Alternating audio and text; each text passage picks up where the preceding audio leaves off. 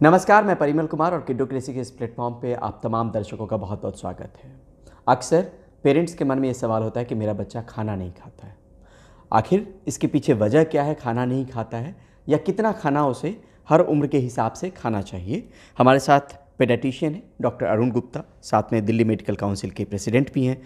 बहुत बहुत शुक्रिया सर किड्डो क्रेसी से बात करने के लिए। हम ये समझना चाह रहे हैं कि पेरेंट्स इस शिकायत के साथ आते हैं कि हमारा बच्चा खाना नहीं खाता। मेरे ख्याल से ये सबसे अगर कॉमन कंप्लेंट्स पीडियाट्रिशियन के पास है मदर्स की, तो ये कि हमारा बच्चा खाना खाता नहीं।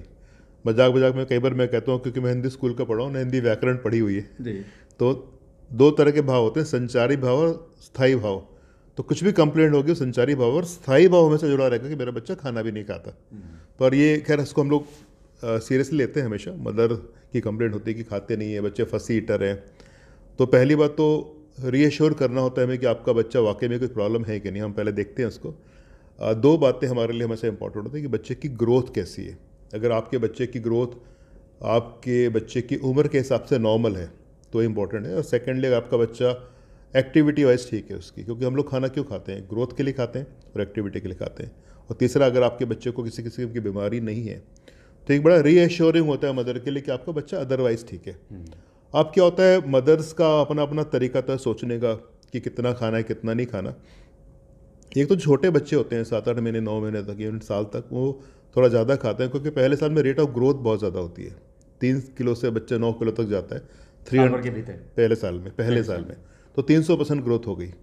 अगले साल वो 9 से 10 10.5 तक जाता है तो वो रेट ऑफ ग्रोथ कम हो जाती है।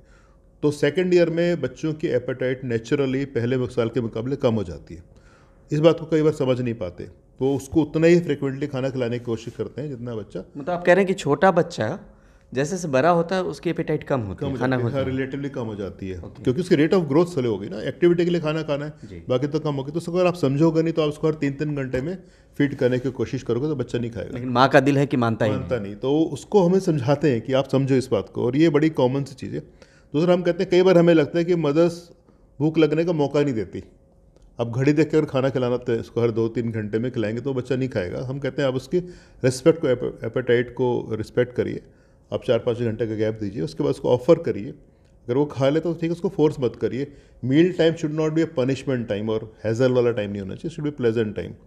तो ये सबसे बड़े कारण होते हैं। बाकी जब तक वो खाने को एज ए पनिशमेंट होता है, कैसे पनिशमेंट होता है, तुम खाना नहीं खाओगे तो ये कर दूंगी, या खाना खाओगे तो चॉकलेट मिल जाएगी, या खाना खाते ही नहीं हो। हाँ तुम खाते नहीं हो। वो ना, वो घर में क्लिनिक में आते हैं कई बार, वो हम वैक्सीन लगा देते बच्चों को, देखो तुम खाना नहीं खाते तो इंजेक्शन लग रहा है। तो खाने को ना ऐसे हवा बनाते जाता है। हम समझाते हैं ऐसा मत बोलिए उनको, आप बताइए वैक्सीन लगाते हैं बीमारी से बचाव के लिए, सही बात बताइए, खाने का उससे कोई रोल ही नहीं है। तो ये बहुत कॉमन सी कंप्लेंट। तो कई बार हमें टाइम लगाना पड़ता है, ये कोई दवाई की बात नहीं होती। You have to spend time with them. 10 minute समझाते हैं मदर को तो समझ में आता है कई बार। और कई बार हम देखते हैं कि बीच में कई बार फादर का इंटरवेंशन बहुत कॉमन है। वो भी कहता है सर हम भी कहते हैं बार बार क्यों खिला रही है इसको, मानते नहीं। तो ये भी एक एडिशनल फैक्टर होता है। हाँ, ये बात है कि बहुत सी मदर उसके बाद भी कन्विंस नज़र नहीं आती हमें, लगता है यार मेरा बच्चा 3 घंटे में खा नहीं रहा। तो पर धीरे धीरे देर टू कम टू अंडरस्टैंड को हम जब भी आते हैं उनका वेट नाप लेते हैं, हम उनकी एक्टिविटी ऑब्जर्व करते हैं, हम चेक कर लेते हैं कि बच्चों को डेफिशिएंसी नहीं होनी चाहिए। अगर सारी बातें ठीक है तो हम कहते हैं नहीं खाए, कोई परेशानी की बात नहीं, तो रीएश्योर करना होता है। और एक बात इसमें और आती है परिमल, यहाँ पे जो हम लोग कॉमनली देखते हैं कि जो घरों में स्ट्रगल बहुत हो रही है जब से जंक फूड का कल्चर शुरू हुआ है, कि ये तो दिन भर कोल्ड ड्रिंक ही मांगते रहते हैं, या दिन भर ये तो चिप्स के लिए पीछे पड़े रहते हैं, या दिन भर बर्गर मांगते रहते हैं। तो ये एक बहुत बड़ी चीज़ है कि इसको कैसे टैकल करें। तो हमने कई बार, अपना अनुभव भी है, मेरा अनुभव भी है। मेरे 2 बेटे हैं, बड़ा तो अब खैर दोनों बड़े बड़े हो गए, अब तो 30-30 साल के हो गए। तो मेरे घर में भी प्रॉब्लम थी पहले। छोटा वाला बेटा था, उसको खासकर थी कि वो बिना कोल्ड ड्रिंक के खाना नहीं खाना, रोज़ चिप्स का झगड़ा, रोज़ ये। अच्छा, उनकी मम्मी, जब आप सोचोगे तो मालूम पड़ता है इतना खाता नहीं, इतना उसका शोर होता है कि रोज़ ही मांगता है, सर रोज़ मांगता है, चाहे रोल्टर डे मांगे तो वो घर का माहौल सा ख़राब रहता था। फिर हमने इस दिन बैठ के बात की, मैं एक काम करते हैं, let us come to an agreement. तेरे को हर चीज़ें पसंद है, बिल्कुल बाहर के देंगे, बिल्कुल मना नहीं करेंगे। इसकी मम्मी को मैंने कहा बिल्कुल मना नहीं करना, जो बोलेगा उसको मिलेगा, पर एक दिन हफ्ते फिक्स कर दे, तुम्हारा डे फिक्स करो, फ्राइडे सैटरडे संडे इवनिंग, कौन सी तुम्हें इवनिंग चाहिए, तुम्हारी इवनिंग फिक्स है तो मतलब उसी दिन खा सकते हो जंक। तो एक फंडे फ्राइडे इवनिंग हमारी बात, तो जो फ्राइडे इवनिंग मेरी है, मैंने कहा फ्राइडे इवनिंग तेरी है। अब फ्राइडे इवनिंग जो मर्जी करे तू कर, हमको दिक्कत नहीं है। उसके चक्कर में बाकी 6 दिन नहीं मांगता था फिर वो, कि वो एग्रीमेंट हो गया ना हमारा, समझ में आ समझ गया में आ कि एक गया। दिन हमारा नहीं तो रोज मांगता था, रोज का झगड़ा था। अब फ्राइडे इवनिंग चाहे उसको पिज्ज़ा खाना हो, चाहे उसको मैगी खानी हो, चाहे उसको कोल्ड ड्रिंक में, चाहे नहाना हो नहा ले। हाँ, अचानक तो आप रोक भी नहीं सकते कि उसको अचानक स्टॉप कर दें, वो नहीं और रोक मुमकिन सकते है। भी नहीं, इस वक्त में नहीं रोक सकते क्योंकि हर जगह वो चीज़ें मिल रही है, पर आपको बीच का सोल्यूशन निकालना पड़ता है। उसके बाद दोनों मदर और बेटे के बीच में अच्छी सहमति हो गई और कोई झगड़ा भी होना बंद हो गया। तो ये मैं कई बार अपने पेरेंट्स समझाता हूँ, मैंने कहा आप दिन भर नाना भी करते रहते हो, उसको मिलती भी रहती हो, और तो इस तरह से एग्रीमेंट, माहौल भी खराब माहौल भी खराब होता है। अब उससे एक बच्चे में अंडरस्टैंडिंग होती है कि दो लोग मिल करके एक डिस्कशन से इसका सोल्यूशन निकाल सकते हैं, बच्चा सीखता है। एक मैसेज मिला कि दो लोग एज ए मैच्योर बात करो, सोल्यूशन निकलता है। ऐसा नहीं कि कन्फ्लिक्ट हमेशा रहनी चाहिए, उस कन्फ्लिक्ट को ख़त्म भी किया जाता है ऐसे करके। तो ये इस तरह का तरीकों को अडॉप्ट करते हैं क्लिनिक में, बड़ा इसका कारगर है ये, और ये काम करता है, देखा है मैंने। हम ये समझना चाह रहे हैं सर कि खाना जो है वो थाली में हम ये कहते हैं कि विटामिन होना चाहिए, प्रोटीन होना चाहिए, मिनरल होना चाहिए। अगर हम एक कॉमन आदमी को माने, एक मिडिल क्लास फैमिली को, थाली में वो क्या क्या अपने बच्चे को दे सकते हैं जब वो खाना शुरू कर रहा है, ठीक से खा रहा है, चावल दाल रोटी, क्या क्या उसको खाना चाहिए जिससे तमाम चीज़ों की पूर्ति हो जाए? देखिए इसमें ना मैं हमेशा कहता हूँ जो हमारा इंडियन होम फूड है वो कंप्लीट फूड है। आपने सुना होगा कि कई बार ये मदर्स हमारे पास आती हैं कि भाई मेरा बच्चा खाता नहीं खाता, तो कई बार ये आर्टिफिशियल डब्बे वाले फूड आते हैं, ये लोग शुरू करते हैं, जिनके मैं बिल्कुल खिलाफ हो सकता। मैंने कहा बिल्कुल देने की ज़रूरत नहीं होती इनसे, बल्कि ना टेस्ट भी ख़राब होता है और उनकी कोई रिक्वायरमेंट भी नहीं है, ओवर प्राइस भी होता है। तो आप जो नॉर्मल खाना 1 साल के बाद जो बच्चा हो जाता है, तो जो आप घर में नॉर्मल खाना बनता है, रोटी सब्जी दाल चावल वेजिटेबल्स वगैरह सब कुछ दीजिए, जिसमें अपने में कंप्लीट फूड है। हमारा जो इंडिया में खिचड़ी वगैरह खाते हैं उसमें घी डाल के खिलाते हैं, तो ये अपने आप में कंप्लीट फूड है। तो आप नॉर्मली घर का खाना खाएं। घर का खाना हाइजीनिक भी होता है, न्यूट्रिशियस भी होता है और इकोनॉमिकल भी होता है ऑब्वियसली। तो 1 साल के बाद किसी बच्चे को वो खा सकता है जो आप खाते हो आपकी फैमिली के हिसाब से।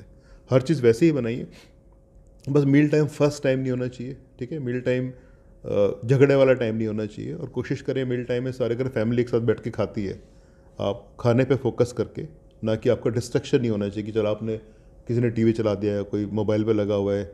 और बच्चे को ये एक बहुत कॉमन देखने आ रहा है कि बच्चों को खिलाने के लिए मोबाइल का इस्तेमाल करने लगे हैं मदर्स, कि डिस्ट्रैक्ट करने के लिए। अब 1 साल का बच्चा 1.5 साल का बच्चा मोबाइल दे दिया, उसके मुंह में ठूसा जा रहे हैं। दोनों चीज़ें गलत हैं। एक तो जबरदस्ती खाना भी ठूस रहे हैं उसको, सेकेंडली वो माइंडफुल ईटिंग नहीं कर रहा, उसको पता नहीं खाएगा, तीसरा वो लगातार मोबाइल को देख रहा है। तो मोबाइल को एज ए डिस्ट्रैक्शन इस्तेमाल करना भी बहुत गलत है, उससे बच्चे की आइज़ पे भी गलत असर पड़ रहा है और बच्चे के ब्रेन पे भी असर गलत पड़ रहा है। बाकी खाना लगेगा भी नहीं, खाना लगेगा भी नहीं, क्योंकि आप खाएंगे तो बचपन से माइंडफुल, चाव से खा सकते चाव हैं, से खाएं, उसका टेस्ट का डेवलप होना चाहिए। बाकी कंप्लीट फूड होना चाहिए। और दूध पे एक मैंने देखा समहाउ दूध पे जो एम्फेसिस ज़्यादा है हमारे देश में, वो ठीक नहीं है। एक स्टेज के बाद मिल्क की क्वांटिटी कम चाहिए होती है, और ये काउज मिल्क देते हैं, टोन मिल्क देते हैं, ये बच्चों के लिए ठीक नहीं है। इनकी जो न्यूट्रिशन वैल्यू है वो ह्यूमन कंजप्शन के हिसाब से बिल्कुल ठीक नहीं, खासकर बच्चों के जिनकी ग्रोइंग एज होती है। तो cow's milk is not good for health. Tone milk बिल्कुल नहीं देना। अगर आपको दूध देना भी है बच्चे को, तो मिल्क प्रोडक्ट देने, तो मान लो एक टाइम दूध पिला दिया, एक टाइम कर्ड खिला दिया, तो उससे भी मिल्क का काम आपको पूरा हो जाएगा। कोशिश हमारी होती है कि 1-1.5 साल के बाद बच्चों को मिल्क कम दें और घर का खाना ज़्यादा खिलाएं।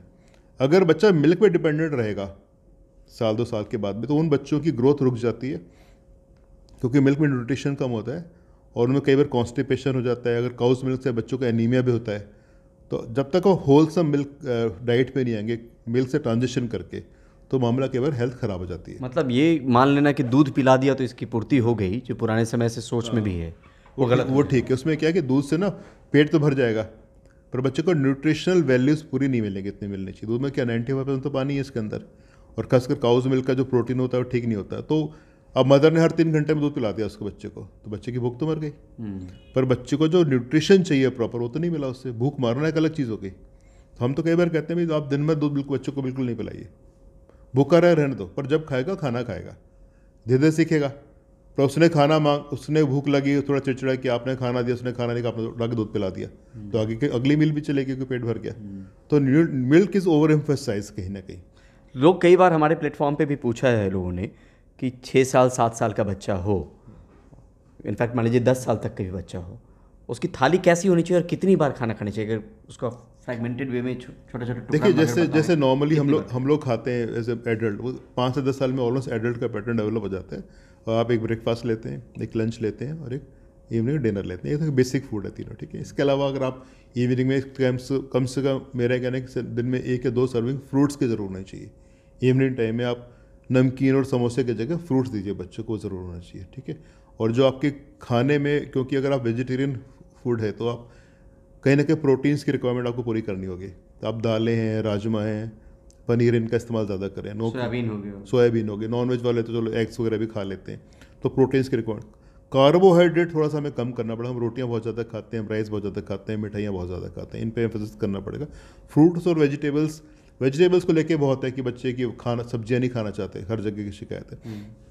तो वेजिटेबल को किसी भी फॉर्म में देने की कोशिश करें, अट्रैक्टिव बनाएं, खेल खेल में खिलाएं उसको, ज़बरदस्ती फोर्स ना करें उसको। तो ये सब चीज़ें कर सकते हैं। पानी, और दूसरा नमक की क्वांटिटी थोड़ी कम करनी चाहिए। सॉल्ट हमारी डाइट में ज़्यादा होता है, और ख़ासकर ये सॉल्ट बच्चों को जंक फूड में मिलता है, तो सॉल्ट को थोड़ा सा कम करना। सॉल्ट हम लोग बहुत खा रहे हैं। एम्स की भी एक स्टडी आई थी कुछ वक्त पहले सर, वो कह रहे थे कि छोटे बच्चों में हाइपरटेंशन की शिकायत आ रही है इसी नमक की ज़्यादा, क्योंकि जो टेबल सॉल्ट बहुत ज़्यादा है, क्योंकि जंक फूड में सॉल्ट बहुत है। और दूसरा ये फैट बहुत ज़्यादा है। अब हम लोग दिल्ली से शहर में, जहाँ मैं पहले था, छोटी सी जगह थी मध्य प्रदेश में, वहाँ माल न्यूट्रिशन बहुत था। या सरकारी में अभी दिख जाता है, पर जो जिस सोसाइटी में हम प्रैक्टिस करते हैं, ओबेसिटी बहुत ज़्यादा है, फैट बहुत है डाइट के अंदर, फिजिकल एक्टिविटी है नहीं बच्चों की, दिन भर बैठे रहते हैं, कहाँ फिजिकल एक्टिविटी। तो ये ओबेसिटी एक तरह की एपिडेमिक बन के आ रहा है। तो आपको फैट का अमाउंट भी कट करना पड़ेगा घर के जो अपने नॉर्मल डाइट में, क्योंकि अगर हफ्ते में बच्चा आपका 2 बार भी बाहर का खाना खा रहा है तो मान के चलिए फैट बहुत जाता है, उसको कैलोरी बहुत जा रही है, तो उसको कहीं ना कहीं बैलेंस करना पड़ेगा। फ्रूट्स खाने की बच्चों को आदत डालनी पड़ती है। सैलेड्स भी होगी। हाँ, फ्रूट्स बच्चे ऐसे नहीं खाते कि तू खा ले। आप फ्रूट्स काट के, मैंने एक तरीका देखा, अगर आप बोले तो खा ले, नहीं खाएगा बच्चा, छोटा सा बच्चा, आप काट के फ्रूट रख दो सामने उसके, धीरे धीरे सारा खा जाएगा उसको। पर आप बोलो कि बैठ के खा ले तो नहीं खाते। और घर में एक हैबिट डेवलप करनी पड़ती है, शाम को सबने खाना तो काट के सबको दे दिया तो बच्चे खा लेते हैं। तो कुछ ना खाना, क्या खाना है इससे इम्पोर्टेंट है कि कैसे खाना है, किस माहौल में खाना है, तो उससे बच्चे बहुत सीखते हैं।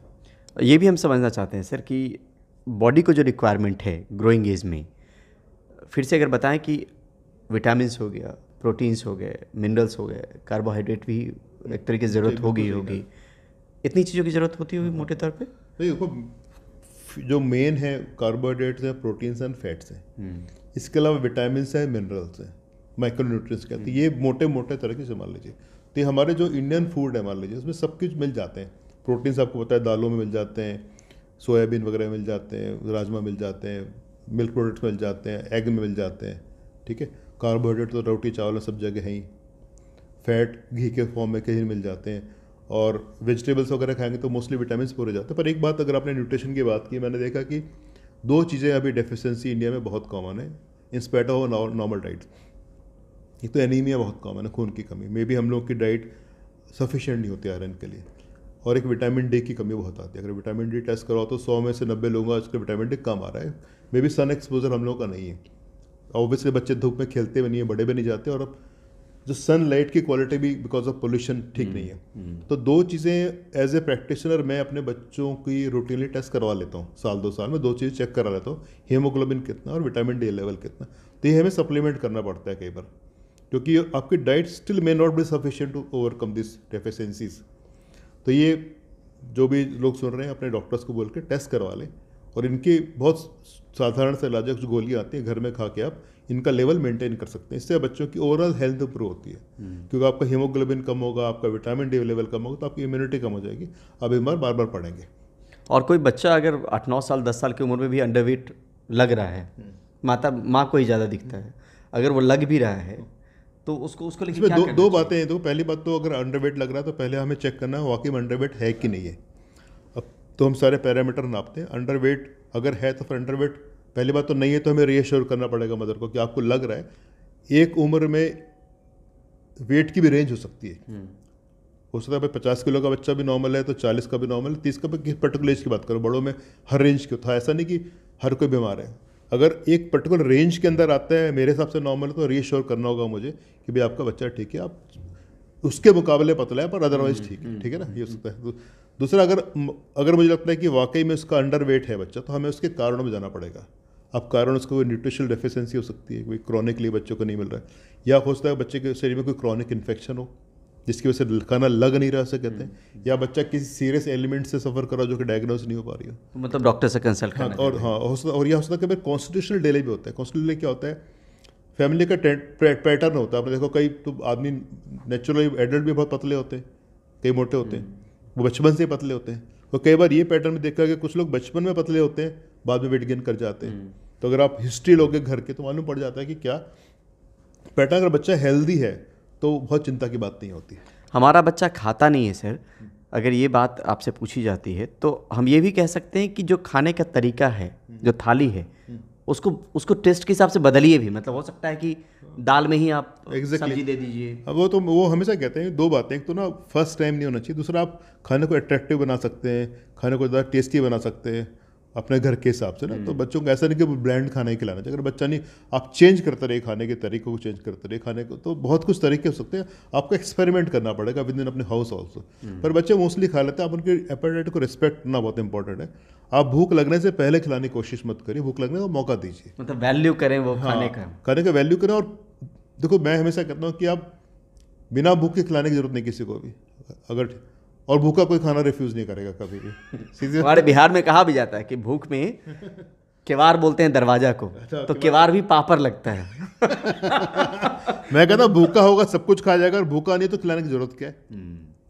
सीधी सी बात है। अगर कहते हैं जी खाना खिला मुंह में लेके बैठा रहता है, मैंने कहा मुंह में लेके क्यों बैठा रहता है? अगर भूखा होगा तो अंदर ले लेगा ना उसको, शौक थोड़ी लेगा। मैंने कहा बेचारे को ठूस तो दिया आपने, अंदर जा नहीं रहा कि भूख नहीं है, निकाल नहीं रहा कि आपसे डरता है वो, तो मुंह में लेके बैठा क्या करेगा उसको?